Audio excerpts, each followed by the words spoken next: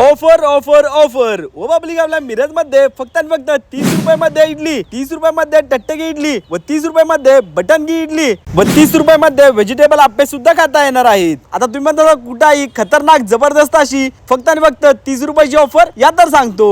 तर नमस्कार पब्लिक, आज मी तुमच्यासाठी घेऊन आलोय मिरजकर मयूर भाऊराव चौकातील नाद ब्रह्मा इडली मिरज येथे.